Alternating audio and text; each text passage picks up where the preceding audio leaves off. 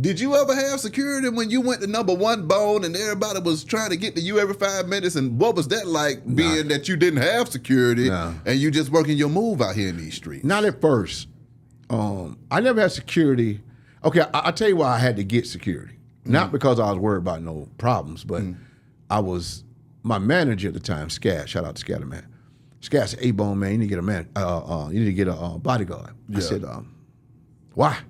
He said, "Man, listen, do you know what's happening to you?" I said, "Yeah, I'm good." He said, he said, "No, man, let me tell you something. It ain't for that. It's for the fans. You got to be careful." I said, "All right, man, whatever." So we stopped at a mall one time down here in South Georgia. Yeah. And me and Cottonmouth went in the mall to get some sneakers.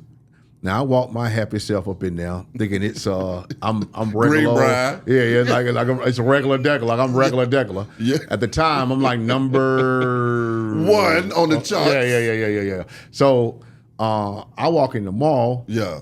And it's pandemonium by the time I get to the Foot Locker. My God. So I gotta run out of the Foot Locker to get back to the bus. I'm like, man, this is crazy. Yeah. The scat nigga be like, told you, nigga. I tried to tell you, dummy.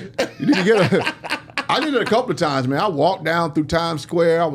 I had a billboard in Times Square. I'm walking down there through it like it's all good. This is post social media, so fans are not able to see you all the time. Yeah. So they don't get like this entitlement to you. Exactly. It's more of a admiration type of thing because they don't get to see you a lot. Yeah.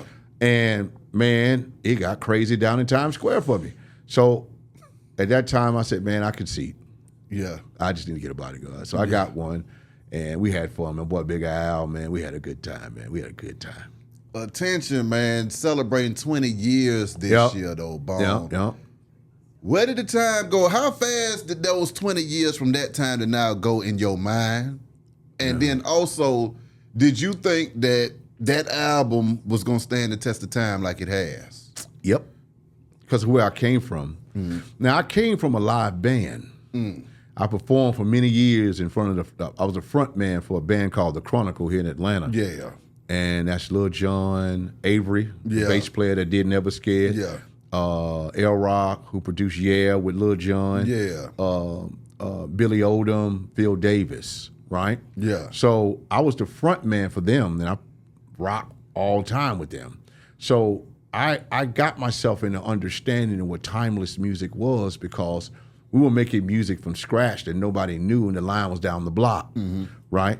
And understanding the musicology of what the sound of forever trending groove is what Never Scared is. Never Scared feels like that because I wrote it in a sonic space of pure joy, understanding of music. Yeah. That's why when people hear it, they don't really get angry, like they get up. They get up. It's an up groove. It's happy. Right? Even though I'm talking about I'm outside the club, you think I'm a punk and all that, but it's more of a like I'm not stopping for nobody. And that's the way I think people, I always write about topics that people will always feel for the rest of their life. People will always be angry. They'll always be happy. They will always be upset. They will always be this. They always be that. In love. And right, they always be in love. I never write about what's happening today. Yeah. Like today is old by the time it gets to, the day old now. Come on. What we just talked about is old now. So only way I can beat that is to write about things that are forever.